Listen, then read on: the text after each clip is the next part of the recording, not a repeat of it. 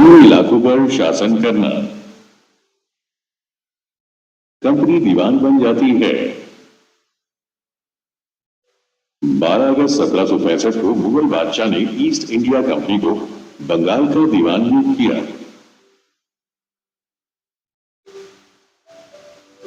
वास्तविक घटना संभवतः रॉबर्ट क्लाइव के तंबू में घटी थी, जिसके गवाह कुछ अंग्रेज और भारतीय थे।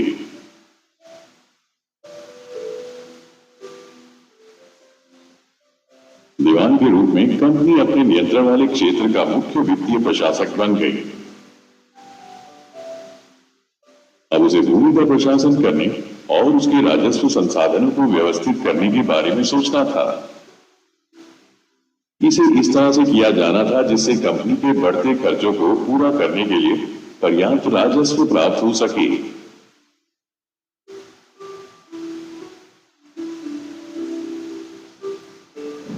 एक व्यापारी कंपनी को यह भी सुनिश्चित करना था कि वह अपनी जरूरत के उत्पाद खरीद सके और जो चाहे उसे बेच सके।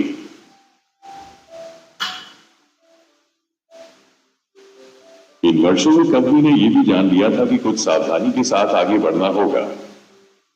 एक विदेशी शक्ति होने के नाते इसे उन लोगों को शांत करने की जरूरत थी जिन्होंने अतीत में ग्रामीण इलाकों पर शासन किया था और अधिकार और प्रतिष्ठा का आनंद लिया था।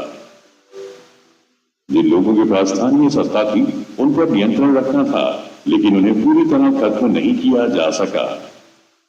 लेकिन आपको क्या लगता है कि ये कैसे किया जाना चाहिए था?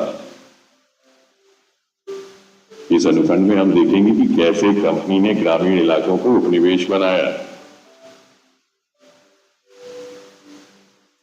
राजस्व संस्थानों को व्यवस्थित किया, लोगों के अधिकारों को फिर से परिभाषित किया और अपनी इच्छित फसलों का उत्पादन किया।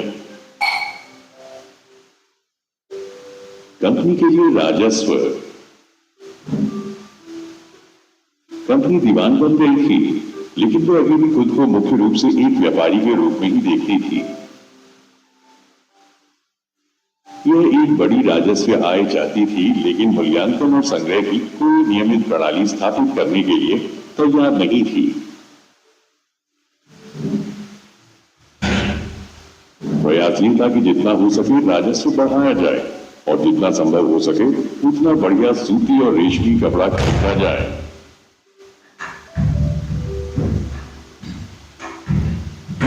5 वर्ष के भीतर बंगाल में कंपनी द्वारा खरीदी गई सामग्री का मूल्य दुगना हो गया। 1865 से पहले कंपनी ब्रिटेन से सोना और चांदी आयात करके भारत में सामान खरीदती थी।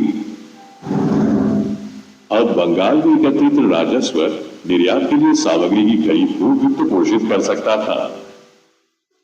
जल्दी ही ये स्पष्ट हो गया कि बंगाल की अर्थव्यवस्था गहरे संकट का सामना कर रही है। कारीगर गांव छोड़कर भाग रहे थे क्योंकि उन्हें अपना माल कंपनी को कम कीमत पर बेचने के लिए मजबूर किया जा रहा था। किसान उस बकाया का भुगतान करने में असमर्थ थे जो उनसे मांगा जा रहा था। कारीगर उत्पादन में गिरावट आ रही थी और कृषि खेती में गिरावट के संकेत दिख रहे थे।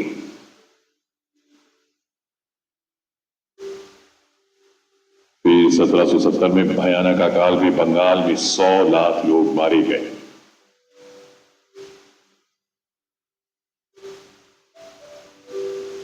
लगभग 1/3 आबादी खत्म हो गई।